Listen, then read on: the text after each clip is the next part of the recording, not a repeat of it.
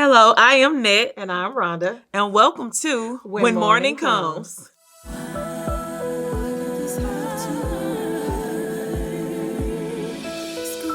cry, yell, why did it have to happen? It hurt so bad. You thought the pain would never end. We've come to share some hope and help you realize some design will rise again. That's when morning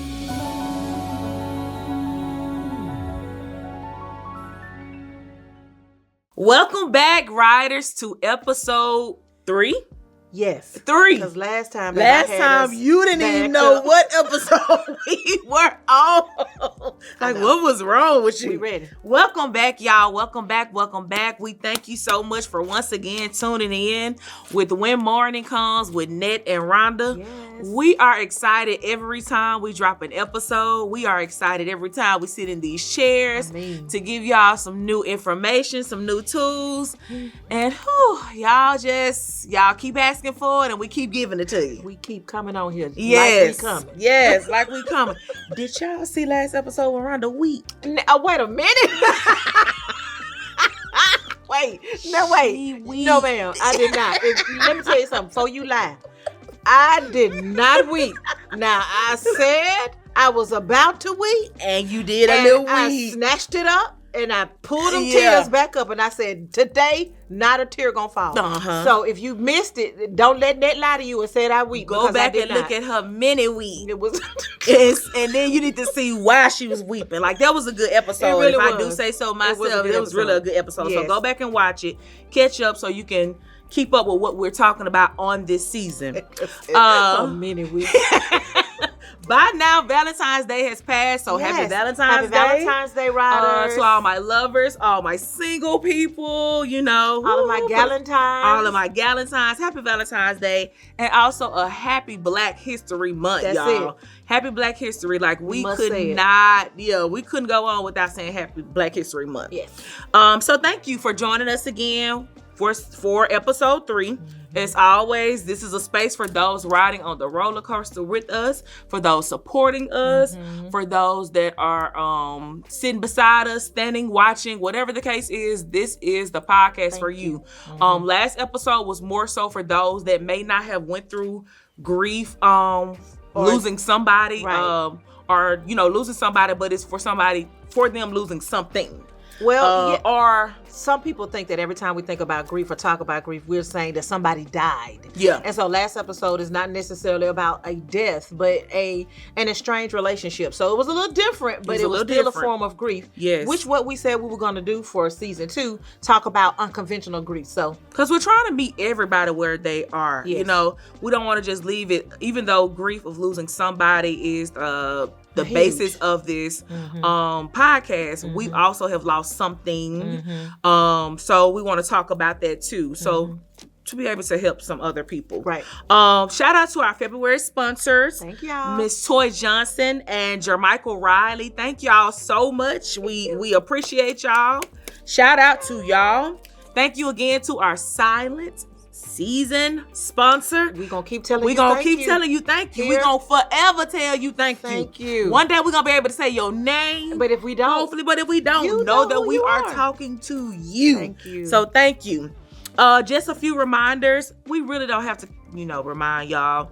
Just to keep it cute. They've been sweet. The comments, y'all have been sweet. Listen. Thank y'all. And then we're starting to get people that actually call us and give us comments and commentary on the episode and how it touched them and things that they're paying attention to. So y'all have been really, really good. And I'm going to tell you another thing I like, Rhonda. What? When we go live or when the premiere drops, In the comments, y'all have us tripping out. And it'd be so funny because y'all don't know who posting what in the comments, because it just say when morning comes. And sometimes it be me. Sometimes it be Rhonda. Sometimes it be me. Sometimes it be both of us. We appreciate it. We appreciate y'all. And if you got friends who are watching live and they are not in the comments, invite them to the party, because we have a good time in them comments. We have a good time. Come on in. And watching it live, like, it gives the episode a little bit, a little bit more season, a little bit more flavor, because you get to talk to us in real time about what we were thinking as we were recording. That's right. So when we go live, share the post or share the YouTube link while we're going live so they can hop in the comments and they can talk with us and talk with you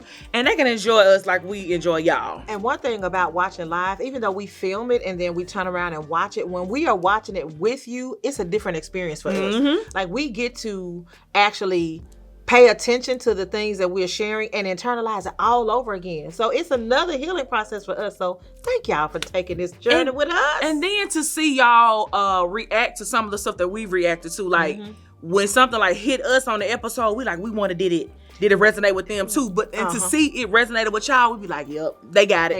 They got it. Thank you. So yes, thank y'all. Join us in the live again. Episode drops. Oh, yeah. I'm not saying that ever. Because she always want to look at me to see if I'm gonna get it wrong. The last Monday of every month at 8 p.m. The last Monday, okay? No. That's right. You right. The last Monday. You finna mess up. The last Monday of every month at 8 o'clock. I did it. You got it. What I'm finna do? What is we doing? It. Okay. You playing too much now. You playing. Okay, listen. I'm serious. Okay, we back serious. Listen. Okay, so yes. And also we want to remind you, if you are in need of a mental health therapist, professional mental help, you can always go to psychologytoday.com. Let me tell you something. Somebody reached out to us asking for resources, and we sent them Psychology Today, and guess what? Found them somebody in called the back, area. said thank you. I'm telling y'all, we doing the work. We out here connecting people to life-saving activities. It is serious out here. It is serious. So that made us smile, like for them to actually utilize the website, go on there and find somebody in their area, like they aren't even here. So we're grateful for that. And also, if you are experiencing a mental health crisis, always call 988, and 988 will assist you in whatever you need to be assisted with. And look, you can text 988 too. A lot of people don't know that, but we want to make sure that people are aware. If you call, or you can text, chat, whatever you do, reach out. So I think that's wrapping up everything for our introductions, our welcome, and our morning news. Yep. So yeah, we're going to hop right quick into it. Okay. So last episode, Rhonda, we discussed to have and to mourn. Right. You wanted to bust me out and said I weeped. But I didn't. And you weeped a little bit now. And we basically named it to have and to mourn because you can have something. It could be present. It can be close to you. It can be around you in the area, but you can also be mourning it. How can you mourn something you have? Well, easy. Just like we talked about, I talked about my brother, you talked about your dad. We also brought up like caretakers, people that deal with loved ones that may have dementia, deal with loved ones that they aren't really familiar with, because we told you the difference between having a relationship with someone and not having that fellowship with someone. So you can mourn that fellowship. You can mourn having a mom, a dad, a cousin, a brother that you aren't necessarily close with, and the fellowship is lacking. And then you can also mourn like having a loved one that you're taking care of that has dementia, that has Alzheimer's or something like that, where you miss the person that they used to be. They're still here. They're still alive. You're missing that person they used to be. And you can mourn that. So we talked about that. We talked about the ambiguous loss of having someone with you, still living and breathing, yet mourning. We discussed in details estranged relationships, and we mentioned that another form of ambiguous loss is a loss of your former self because of substance abuse or a mental illness. And so with that, it made me think of something. It made us think of something. And we were like, we got to do an episode on this because that's huge as well. I've seen over the course of the past couple of years, a lot of people have started to take their mental health serious. Yes. Especially after COVID. Because I truly believe that people are starting to realize that there's more going on with them that they've never maybe acknowledged or realized. And so a lot of people are going to seek mental help. And a lot of people are starting to get diagnoses and starting to being treated for mental illnesses that they've been having that they did not know or realize that they had. And it's all across the ages. I was talking to somebody the other day who was saying their teenage son is now excited to tell people that he goes to therapy. Yes. It's like the cool thing to do. It's the cool thing to do. Oh, I I have have a a therapist. Yes. Yes, it's the thing to say. And one thing people be like, oh, stuff gets so watered down and it gets so oversaturated. People do this just for clout or whatever. I don't care. As long as you're going to therapy, go. I don't care what you're doing it for. If you're doing it just because somebody else said that they're doing it, whatever the case is, I'm just glad you're going. And so with that, with a lot of people now going to therapy, a lot of people are discovering that they're being diagnosed with mental illnesses. I personally just started going to a newer therapist here recently, and she diagnosed me with anxiety. Now, look at you being brave to say it. Sweet. Because I want y'all to know. When y'all be seeing me up here sometimes doing this and rocking and back and forth, ain't nothing wrong. It's just my nerves, and I be trying to calm myself down from saying something to Rhonda. So that when they see you doing what? Oh, Lord, I'm so sorry. Yes, I deal with that. And it makes sense now because some of the things that I was dealing with back in college and stuff like that, like I didn't understand why I was responding to things the way that I was responding. And so like being in therapy, she's made me realize like, Afronette, you were really just dealing with anxiety, like, and you didn't know. Functioning. And you didn't know. But now that you know, here are the tools to trying to help you kind of navigate through their journey. So I'm like, thank you, girl, because sweet. I just didn't understand what was happening with me. So with that, like, thinking about how I was before, getting diagnosed and then, afterwards, it made us started thinking like thinking about our mom. Oh, and now that's what it made me think about. When we mentioned on the last episode how you can mourn your former self with who you were prior to experiencing mental illness and who you are after experiencing mental illness, the first person I thought about was mama. Yes. And it's because a lot of people hear us talk about that mama did suffer with severe anxiety and severe depression. But before mama started having any signs or symptoms of depression or anxiety, let me tell y'all something. Gloria Jean Chambers was a fox. Yes, ma'am. Shab. What it be? Shab. I don't care what nobody say. My mama, I'm gonna take ownership. Like she not your mama. You can too. say it. I'm gonna say my mama. Yes. When she stepped out, baby, that she stepped out. Now, I'm talking about stepped out. Her and her sisters, the Bailey girls. Let me tell you something. It was 8 of them all together, and everybody who knew anything about them Bailey girls knew when they stepped out. They were gonna step out, they were gonna step out. And they were gonna look good. And growing up, mama used to tell us like, I don't care where you going. Don't go out there and embarrass me. Don't go out there and embarrass me looking like anything. Come on. You gonna go out there and you gonna put on some makeup. You could be going to Dollar Tree.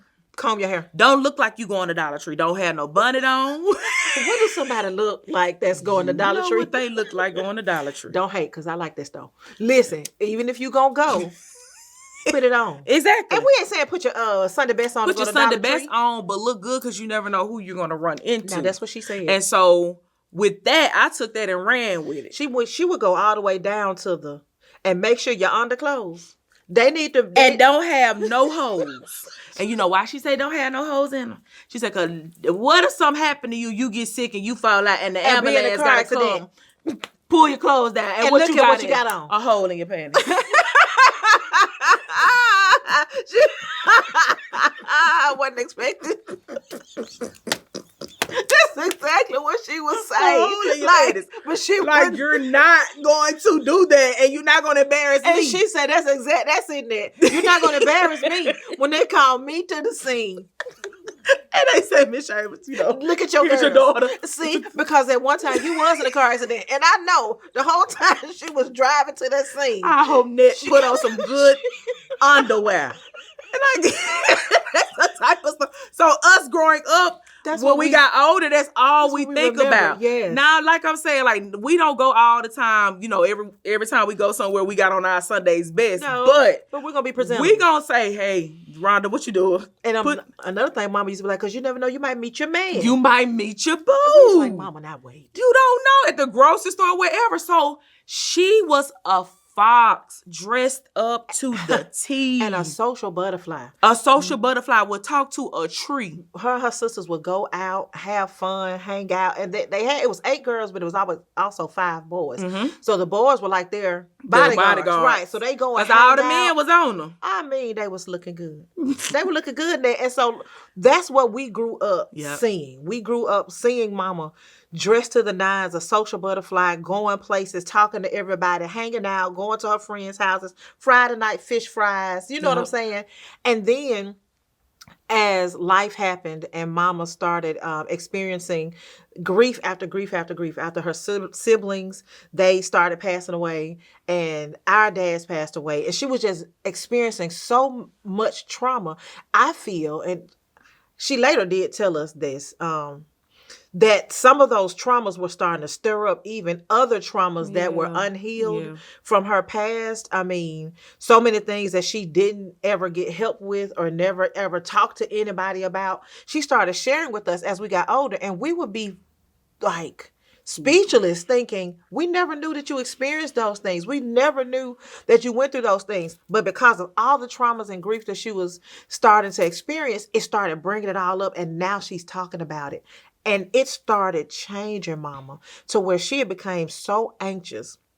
She didn't want to go anywhere.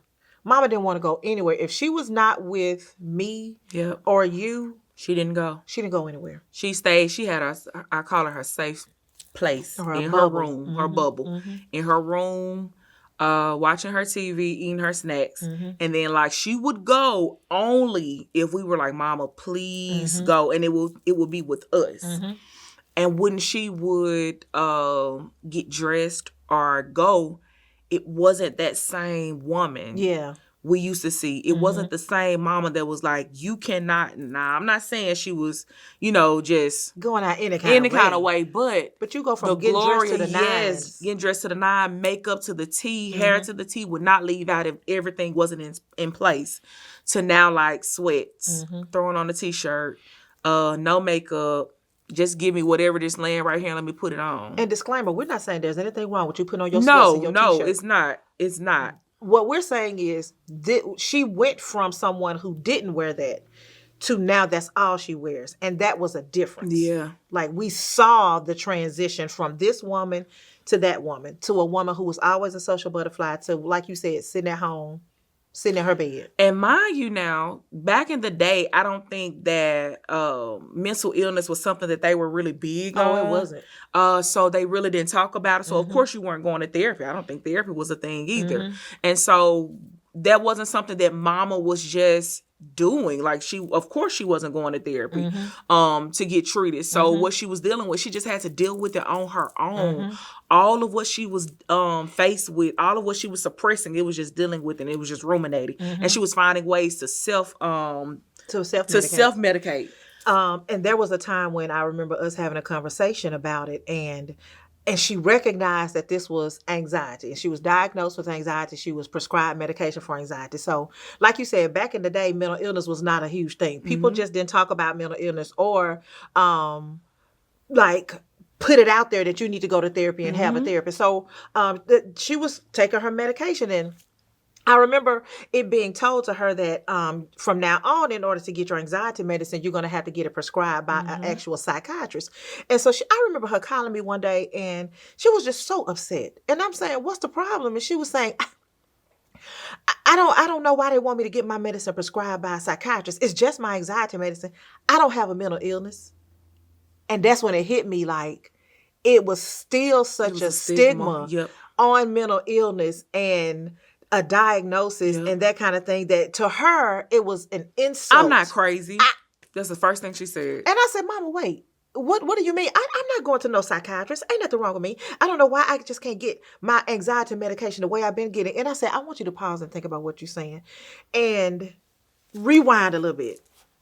But I have anxiety. Okay. that's classified as a mental illness, mama. And it doesn't matter if, you don't want to admit it. You don't want to have to say it, but it is. And you had to explain to her it's not necessarily that you have it. Like, because when you say I have it, you're taking ownership. Like, it owns me. I have a diagnosis. I have a diagnosis. It's only how you say it. And I'm dealing with it, and I'm doing the necessary, taking the necessary steps and doing what I need to do to heal from it. But I think automatically she was like, I have it. It's me. It has become, and it literally became her. And that's what I was about to say. I think if she said it, it was going to make her admit that, okay, well. Yep. Maybe it is. Yep. Like, maybe it is something different in me that I never wanted to admit. And so mama went from that person that's dressing, person that's going out, person that's being social, and then to believe, well, maybe I have a mental illness. And I think that shifted. It did. How she thought about herself too, Ned. It did, their perspective. That I have it. So now since I have it, I have to look and live like I have it. Oh, and girl, And it took over her. And watching that as her child, like, that was really hard. Because it was just like watching, like, somebody just spiral and fall, and you want to catch them and you want to keep them from falling off the cliff. But it's like, I can't do anything about it. You're yelling their name and they don't hear you. And the hardest part for me, oh, Lord have mercy. I'm a counselor. And I catch other people, and I can help them through that. And I can talk to them about those things and provide that education on mental illness. And I couldn't be her counselor. No. And there were times where we were like, she would come to us and be like, I just cannot. Actually, the week of her passing, she had, we were in the car that Friday, the day before she passed. We were in the car, and mama was just such in a, I don't know, a nervous wreck. For what reason? I have no clue. And she just kept saying, I don't know what's wrong. And she was jittery. We were in the car, and I'm like, mama, and I regret saying this to her to this day, but I was like, mama, just calm down. And she was like, if I could, I would. And I was like, and it hit me then. I'm like, okay. And so she could not calm down. And I knew then, I was like, that's that what she never dealt with. Like, she tried her best to deal with it herself the best that she could. But it was just overtaking her. And to be honest, we feel like that played a huge part in the reason she left here. That it got so bad and she was heartbroken. And so I just think back to, like, how it impacted her, and we watched it, the decline. And she started to mourn herself. She started to mourn herself, her former self. Yep. She would sit in the living room sometimes and have conversations with us about how I wish I could be blah, blah, blah. You know what I'm saying? I wish I could go back to ABC, or I wish I could, or I wish it was easy for me, And also, what I realized is she started to, in a small way, live vicariously through us. Yes. Because she couldn't do what she used to do anymore. Yes. She couldn't, you trying to bring the wheat back. I'm not doing it. She couldn't, She couldn't do what she wanted to. Like, she mourned herself so bad that she wanted to return back to who she used to be. And because she couldn't, like she told you, if I could, I would. In her mind, it was that debilitating that she could not return to the person that she used to be. So now I want my girls to do it for me. So now I want y'all to do it for me. So it's, no, Rhonda, you go on. Y'all look so good. Put your makeup on. Oh, y'all. And she stopped going to the events then. So now it was just me and you. Mm-hmm. And so she would be like, I'm going to watch on TV. Mm-hmm. I'm going to watch y'all. And I'm watching in the comments. Mm-hmm. Y'all look so pretty. Your sister going to be there for you. And I saw the pullback. Mm-hmm. And I'm like, and that was the decline. Mm-hmm. I remember anytime that, because again, I was dealing with the anxiety and I didn't know what it was, but anytime that I would get in those ruts where I'm just down and I get into the moments where I didn't want to dress up, I didn't want to put on makeup, and anybody that knows me know you gonna want to put it on. I'm gonna want to put on some makeup and some even clothes. if it's just sit in your room, even and if take just a sit in my room and take a picture. And I got that from my mama and from you. I got that from y'all. Like, y'all taught me how to be this woman. Mama always told me, look, you already a tall, plus size woman. Like, you gonna have to walk in the room and own it without even talking sometimes, with your head held high. And so if they gonna stare at you, give them something to look at. So mama told me, like, every time you step out this house, you gotta look good. And so there will be moments I would be down and out, and she would just tell me, you gotta get out of it. Like, I need you to get out of it. She wouldn't force me, but it was almost like, I'm waiting. And so it'll be one day where it just, I'll snap out of it. I put on my makeup. She's like, my pretty girl. There go mama pretty girl. And it's like, that's who I was waiting on, because she is living the life that I can't anymore. So there she go. I need you, and I need that you, so I can keep going. And so now, to this day, like, the day, it helped me sometimes to get dressed and put on makeup, even though it's a struggle, because I'm hearing in my ear, there go mama's pretty girl. And I'm like, even when I don't want to, I got to do it, because she would want me to do it. So we decided to title this episode, in case y'all haven't noticed. I know, because we just jumped into it. Mentally Mourning with the capital M-E. Because sometimes your mental illness can, if you've been diagnosed, it can cause you to mourn your former self. And so we're going to talk about that today. Well, we've been talking about it the whole time. Yeah, but I thought about what you just said, though. I can recognize that after mama, there was a piece of me that I lost that I sometimes now mourn. You know what I'm saying? After mama, I got to a place too to where I wanted to not really go anywhere. To both of us. Not go out, not necessarily like I was always out, but you know, I didn't want to, we said it before, didn't really want to sing anywhere, didn't want to do any more acting. I'm going to do what I have to do. I'm going to go to work. I'm gonna come back home. I'm gonna be Janae's mom. I'm gonna be your sister. I'm gonna be Jeff's wife. That's all I had the capacity to do. To where there would be sometimes I would go to Dollar Tree, looking like I'm going to Dollar Tree, and they would say, "You finna wear that?" I'm just running to the store. But I couldn't judge you, because, I mean, and then even with me, like, I just started, again, staying at home. Now, I was the one that would get out. Now, Rhonda wouldn't get out much. Rhonda don't care to do that. But I was the one getting out. I'm not saying clubbing, but I was going to find somewhere to go so I can get dressed and you can see my outfit and you can see my makeup. But after mama passed and that anxiety really set in, it got really bad. And I had to start taking medicine for it. Baby, I probably wouldn't, I don't even know where half of my clothes are. Like, my good clothes. I went in my closet the other day, I was like, girl, what I buy this? Still the tag what is been? Because now my wardrobe consists of baggy clothes and to be in the house, to sit around the house. I don't want to go anywhere. Like, my friends, they've stopped asking me, what you doing this weekend? Or what you doing here? They've stopped asking because they know that not going nowhere. And so sometimes it's a struggle for me to even put on makeup and get dressed now, because it's almost like, you know, I'm forcing myself to do that because I've gotten so used to this older person, this person, new version of Nick. So to the point to where, like I said, I would get dressed to go to Dollar Tree and look like that's where I'm going. Exactly. And I had to stop and say the same thing that you were saying, that you were hearing in your mind, like, mama would be so mad if she saw that I came to Dollar Tree in these penguin pajamas. Okay. And Christmas socks. Penguin pajamas. And a hair wrap. Oh my God. And then to tell me, well, let me hurry up and try to go in the store real quick because somebody gonna see me and stop me. Then you'll come home. Somebody saw me talking about something. Ain't you that lady from...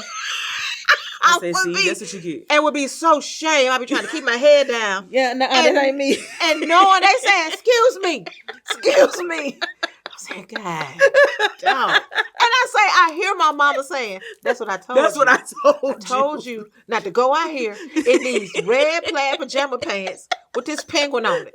Why would you do that? And I had to stop myself and think back to, like I said, that's not what mama wanted us to do. Yeah. And so I had to realize that I had started mourning my former self. Yeah. And if a little bit of me had a little guilt about it. But I was like, no, you can recognize that this is where you are.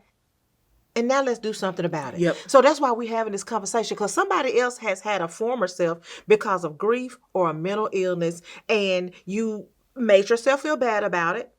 And you don't have to. Recognize where you are. Yep. Mourn it. Grieve it.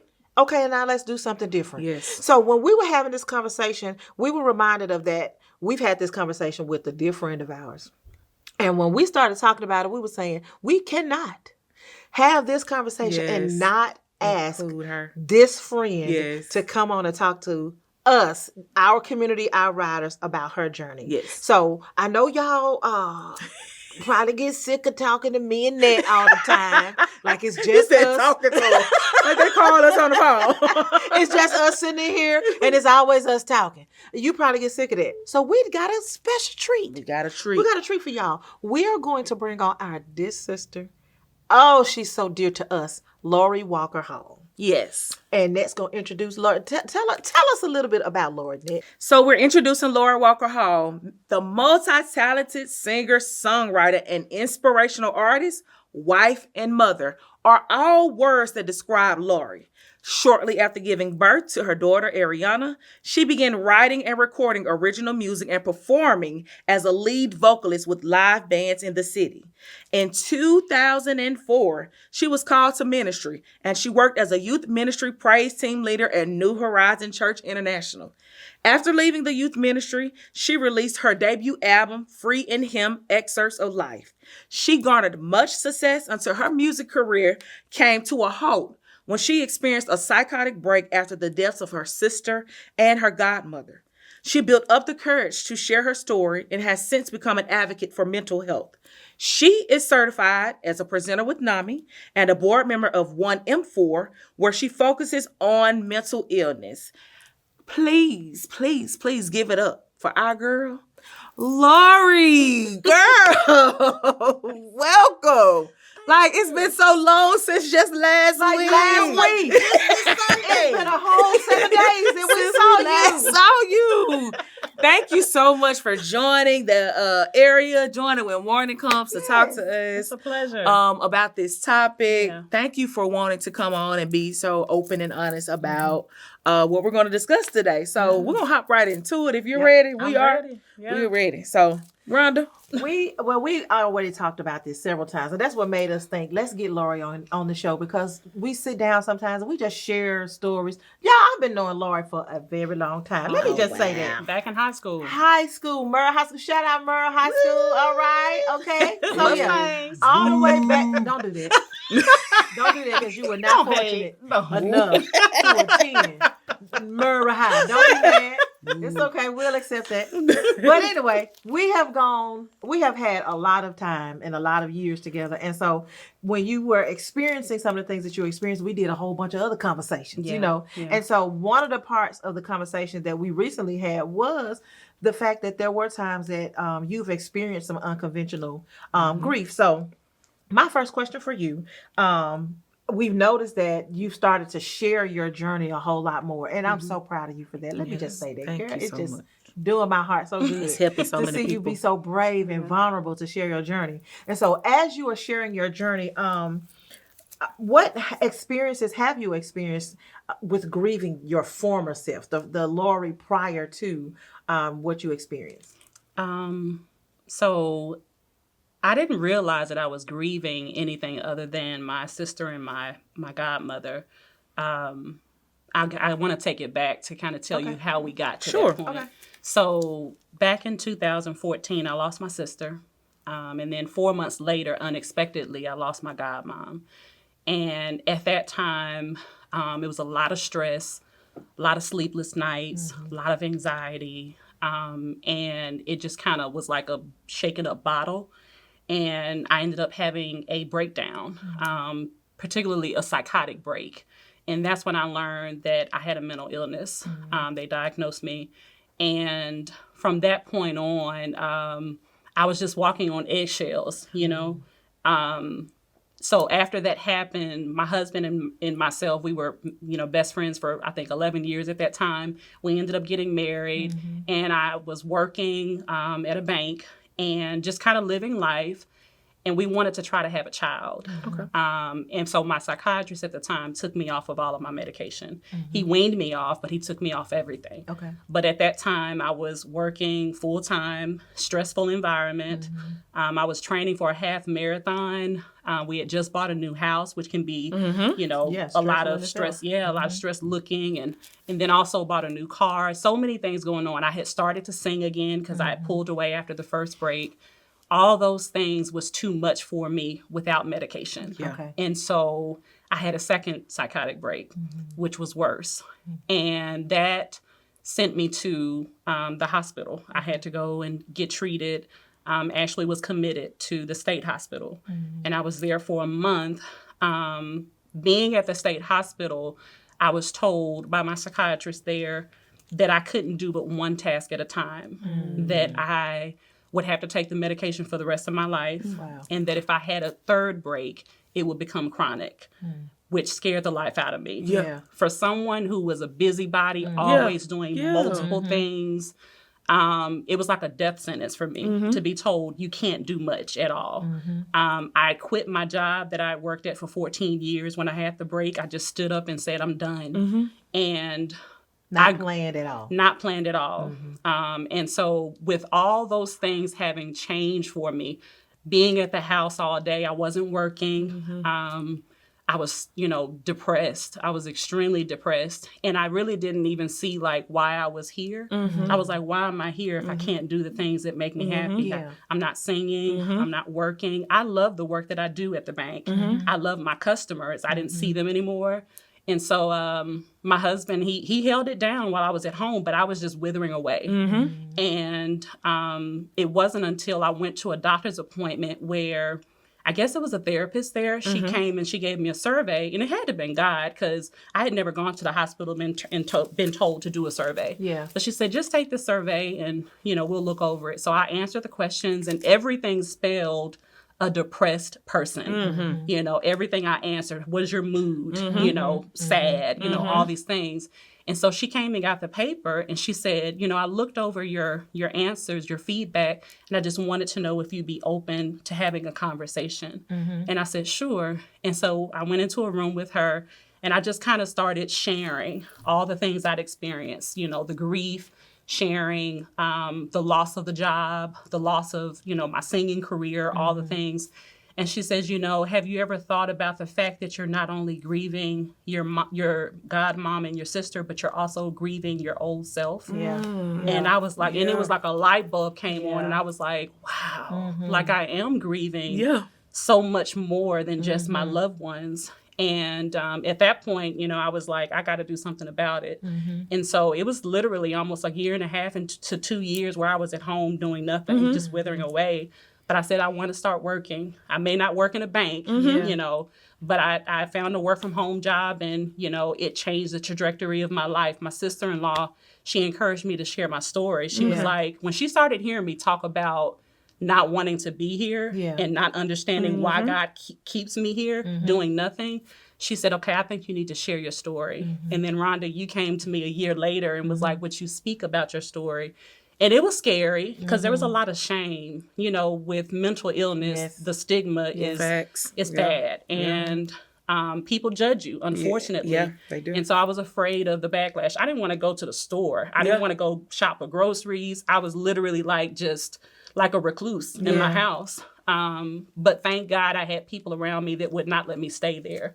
And they pushed me to share. They pushed me to step outside of my comfort zone. And, you know, as a result, I'm where I am now, you know, sharing my story, helping other people who've experienced the same thing. But yes, in a nutshell, I did realize after talking with that therapist that not only was I grieving my loved ones, but I was grieving the Laurie that existed before 2015. Do you think that, like we mentioned with our mom, how hearing that diagnosis or hearing that you had it that kind of like catapulted her to like be just shut down? Do you think hearing I have this diagnosis was the reason that you was like, okay, I have it, it's become me, it's me, so now I have to... I felt like it defined me. Like I was that diagnosis. And because I had heard of other people with a similar diagnosis, I saw what they experienced and what they looked like on a day-to-day basis. And I was like, oh, that's me. That's me. Yeah. So yeah, definitely the diagnosis it crushed me. I didn't believe it at first. But then when they started kind of telling me the symptoms and all the kind things, of making sense. yeah, I was like, yeah. Okay. So yeah. And it's crazy that you said that you had never taken like a survey when you go to a doctor and they give you that kind of survey.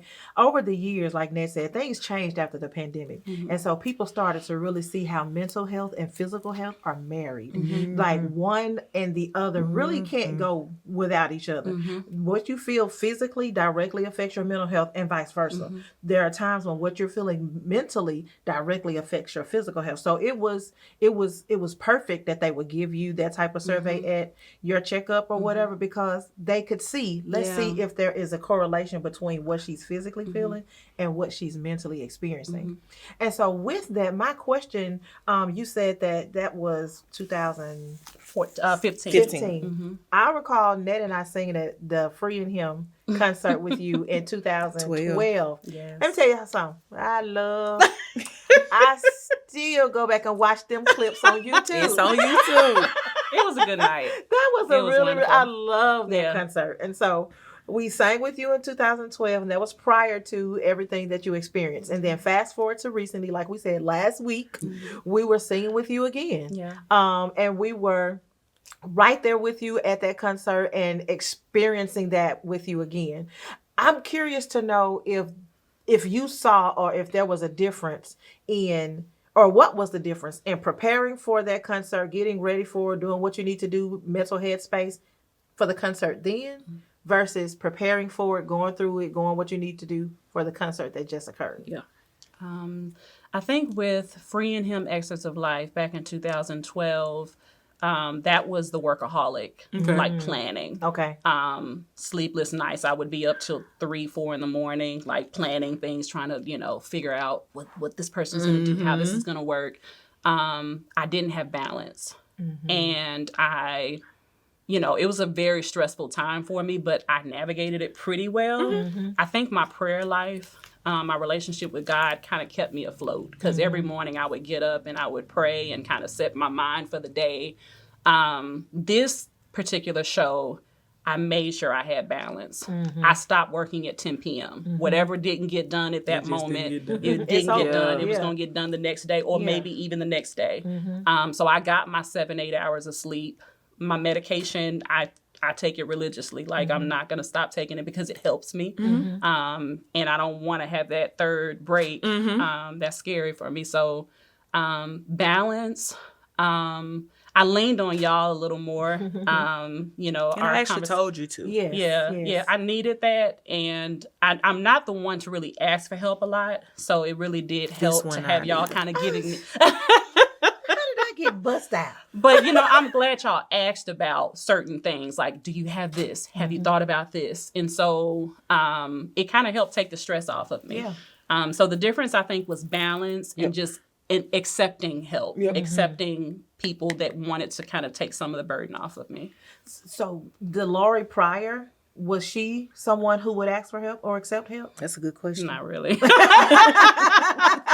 I was the person that was trying to wear all the hats, because I knew I was going to get it done. I didn't have to get it done the way you wanted to. Exactly. Yes. So yes, I was definitely wearing 50 million hats on that first show. It worked out, but goodness gracious, it took me like weeks to decompress.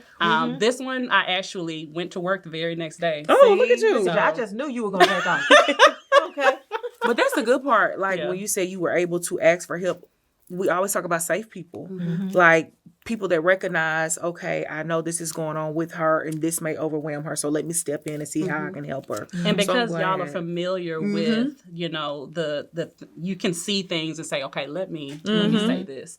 So, and I feel safe around y'all. Y'all have always made me so feel glad. seen and supported. So weeping. I can't say that I would have done that with other people, with but just I was anybody. comfortable enough to, you know, to listen. You said something when you were talking, when you were like, after when you got your diagnosis, you went home and you just started wearing your sweats. You didn't want to go anywhere.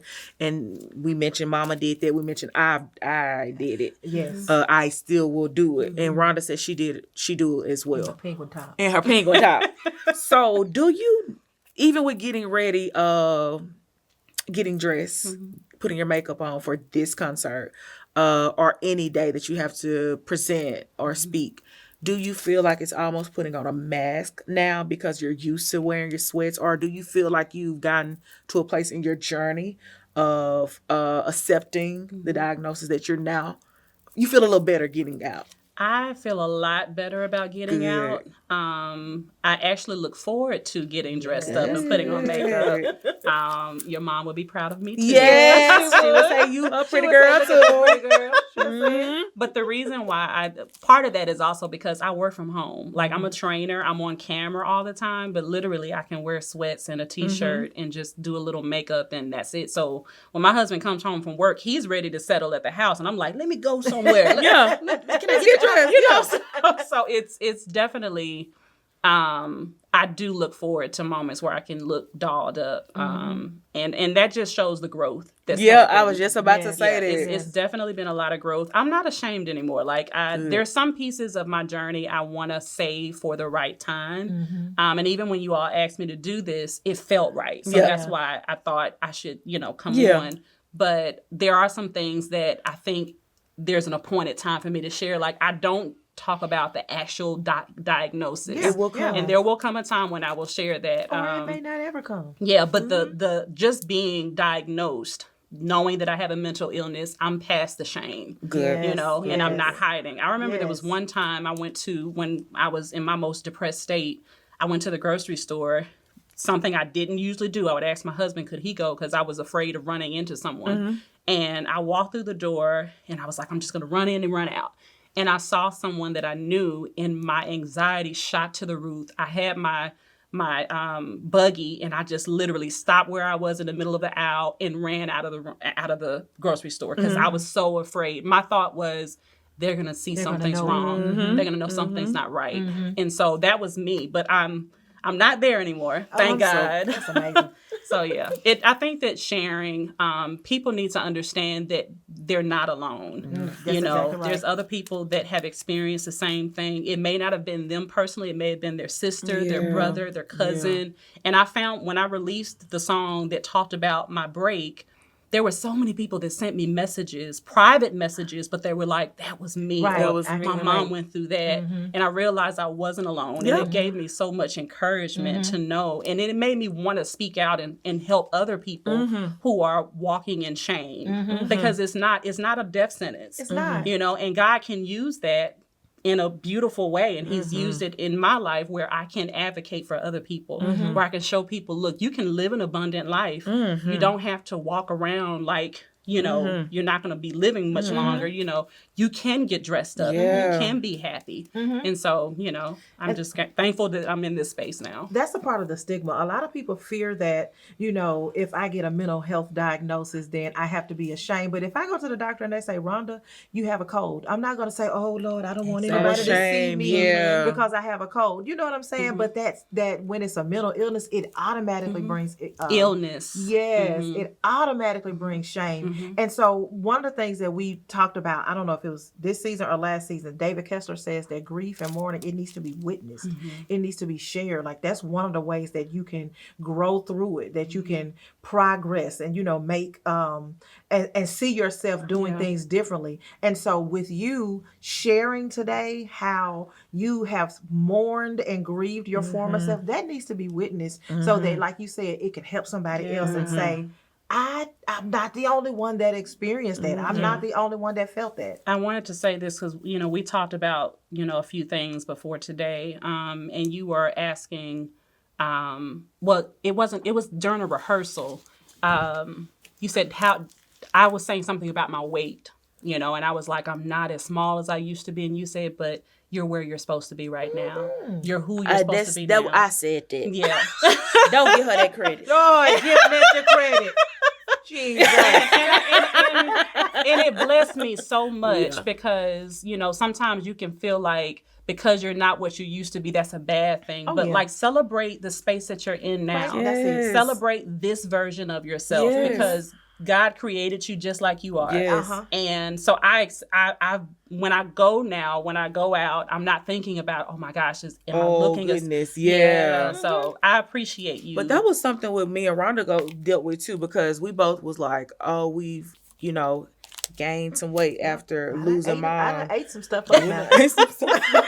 Ever since mama, I done. And so even with coming back with this season, it was like the first episode, like y'all may didn't recognize it, but we were so in our heads because it was like we're getting back on this screen after like we felt like we done blew back up, and it's like, finer. Oh my Lord, finer. That's it. And I'm like, oh my, but then I'm like, okay, this who I am. At the end of the day, this is who I am. That's right. What does your mom say when you walk in a room? There go my pretty girl. And she and it don't matter. Like she was gonna allow me to feel that way and tell us and instill that in us regardless to what we look like, how we look like. Mama was going to give us that confidence and affirm us. And so at the end of the day, whether I've gained 20, lost 20, I still would say I'm embracing who I am. Today. And at the end of the day, this body, big, small, whatever, has gotten me through a lot of this journey. And so I'm not going to not appreciate it just because it looks different. And so I commend you because that's been some years since the beginning, the 2012 show to now. I commend you on embracing yourself now and being able to acknowledge and say, hey, yes, this is who I am. This is what I have, but it doesn't have me. And so I appreciate you for coming on, talking with us about that. We do. Did you have another question? Well, I think you're about to ask what I was going to ask. Go ahead. If it's somebody watching that dealing with some of the same things, that's pretty scared to admit what's going on with them, afraid, don't know how, mourning their former self. What advice would you give them, or would you want to leave with them? What would you say to them? And you can look into your superstar camera and tell it. I would say that the space that you're in now is not by chance. There's a purpose for it, and you're not alone. People may make you feel like you're alone because of the stigma, but there's a community waiting to love on you, to give you resources, to walk side by side with you. I've found a community myself just in stepping out of my comfort zone, releasing the shame, accepting what it is, and walking with my head held high. So I want you to recognize that it's not by chance, that there's so much more God wants to do in your life, and he can use you right where you are. Yes. You don't have to be the old version of yourself to accomplish all the goals that you've set out to accomplish, to fulfill the purpose God has placed in your life. Embrace it. I will say also use the resources that are out there. Like reach out for help. I'm so glad, some people may say, oh my gosh, she went to the state hospital. That's where I got the help I needed. I'm not ashamed of that. So reach out for the therapist, reach out for the psychiatrist, reach out to the family, your safe people, the people that, will meet you where you are. And, just watch God do his work. There's so much more in store, and over time you'll see, that God is still at work. Mm-hmm. Oh, I love it. God is still at work. He's still good. He's still good. Good. Lord, thank you a million trillion times. Thank you for coming on to When Morning Comes and sharing just a little bit with our riders. A lot of people, they already knew who you were, but there's somebody who's never met you, and now they've met not just the singer, songwriter, Lori, but you've shared a little bit of your vulnerability, and that is so precious to us because a lot of people don't feel safe enough to do it. So thank you so much. And if you have not had an opportunity to go and get Lori's LP. Okay, I'm going to ask her to tell you a little bit about where to find them because I'm telling you they're going to bless your life. Lori, tell the people where they can find your music, where they can find you on social media, all of that good stuff. So on social media, you can find me, which right here, social media, you can find me at Laurie Walker Hall. That's on Facebook, Instagram, YouTube, TikTok. I don't get on TikTok that much, but Laurie Walker Hall. Laurie is spelled Laurie. And also you can look at my first album. It's called Free in Him, Excerpts of Life. You can find that on any digital platform, iTunes, Apple Music, Spotify, all of those. Now, I will say the first album was under my maiden name. So that's Laurie Walker. If you're looking for my most recent album that I just released this past March of last year, it's called Growth Spurts. That is under the name Laurie Walker Hall. Shouting out my husband. Shout out. Hey, Justin. Do it. So yeah, Laurie Walker Hall, Growth Spurts, Laurie Walker, Free in Him, Excerpts of Life, Laurie Walker Hall on all digital platforms and also on all the music platforms. Yeah. So go out and find Laurie Walker Hall, all of those things. Find her on social media, friend her, follow her, and tell somebody about these LPs. Buy it for Christmas, pass it out, send it out in Valentine's gifts, whatever you gonna do. You rushing us. I love y'all. Birthdays, send it to your people. It's gonna bless you, okay? Laurie, thank you so much for joining us on When Morning Comes. Thank you. It won't be your last, okay? No, it won't be your last. We want to thank Laurie Walker Hall for coming on to When Morning Comes. Listen, if you all didn't know who she was before now you know. You now know. Okay. Yes. Go out, find all of her social media handles, all of those things, and go and support Laurie Walker. Yes, please do that. But what we wanted to do, based off of something that she said, we want to make sure that we always leave you guys with some tools. And today we got another activity. Okay, that has been our little staple here lately. When we have these shows, we have a little activity. Yes. And so for this activity, what we recognize is Love Month. And we want to make sure that when you finish watching this episode, you have the ability to still love who you are right now, right? Yes. You don't have to, if you're mourning your former self, it's okay. Mourn your former self, give yourself that grace, and now love who you are. So Net is going to introduce the activity for this session. So listen, I need you to take out some paper, of course. Take out your paper. And this activity, like Rhonda said, is to help individuals acknowledge the grief of who they once were while learning to embrace, appreciate, and reconnect with who they are now. Mm-hmm. So at the top of one page of your paper, write who I was before. Mm-hmm. I want you to list your qualities, your abilities, your routines, or parts of yourself that you miss. Mm-hmm. This might include, I had more energy. Yes. I was more social. I was going out. I felt confident. I was going to Jonathan T's. This step validates the grief without judgment. On your second page, write who I am now. Okay. Here, you will name your strengths you've developed, the ways you've adapted, new insights or boundaries, qualities that have emerged through your experience. Let me tell you what I love about that. What? When you talk about writing down who you are now, you're not asking them to write down the negativity about who they are now. Oh, well, I've gained weight. Yes. Or I don't go anywhere anymore. Oh, I don't look. I don't comb my hair. Yeah. I wear my sweatpants. That's not what you're asking. Positive qualities. Love it. Because again, we are changing the lens, changing our perspective. We're doing that this whole season. I love that. Okay. And so this may sound like I'm more empathetic. I listen to my body now. I'm more aware of my limits and needs. This helps you to see that change does not erase your worth. So I can write, I know how to say no Exactly. Yes. And I can write and say, I don't want to go to that. I don't want to sing at that. No, I'm not doing your makeup. And be all right with And the be fact all that you right. told them no. Love that. I love it.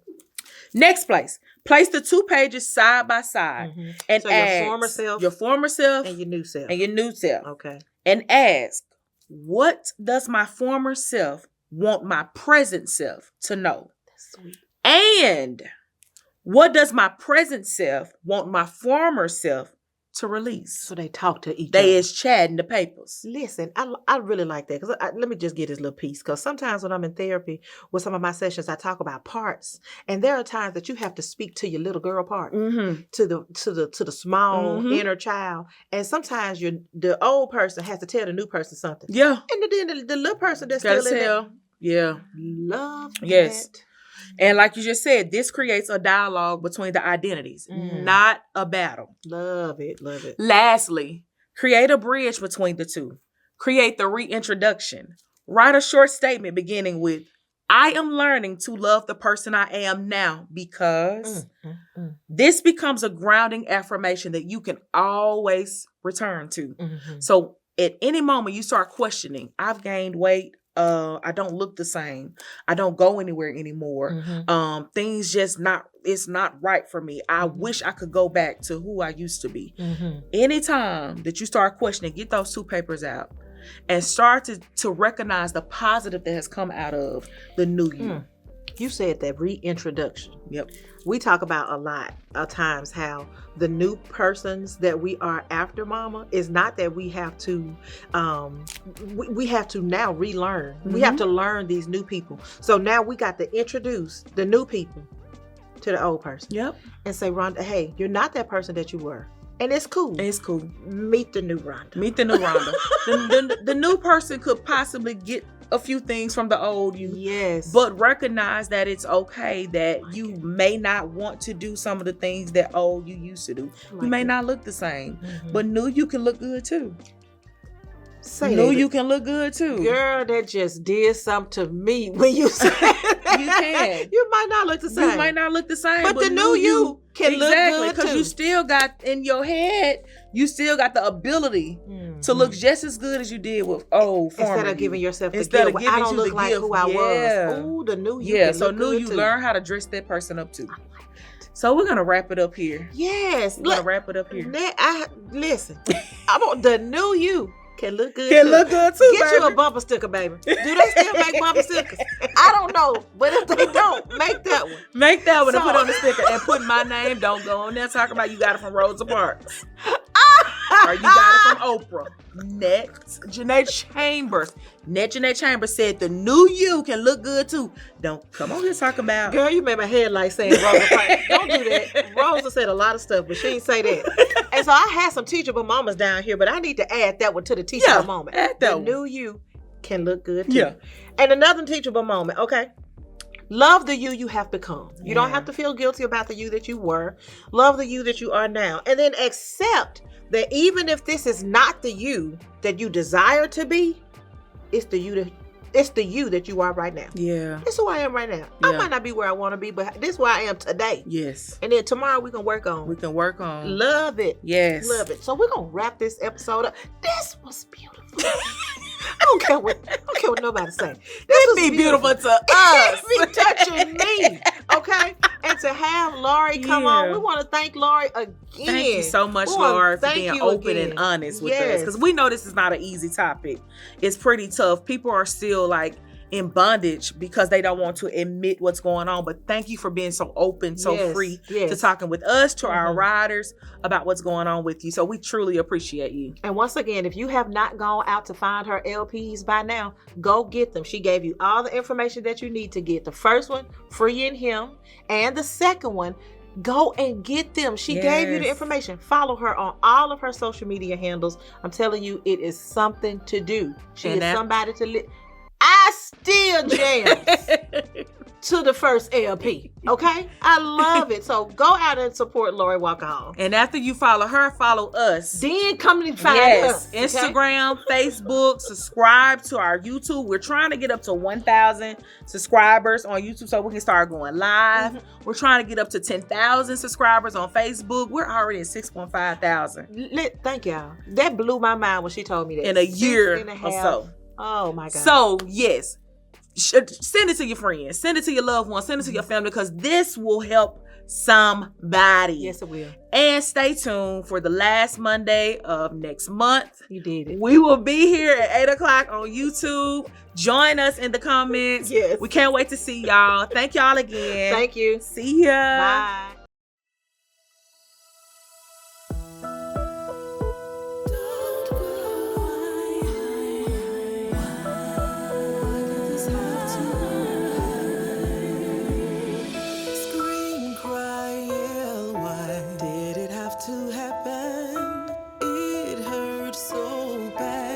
The pain would never end. We've come to share some hope and help you realize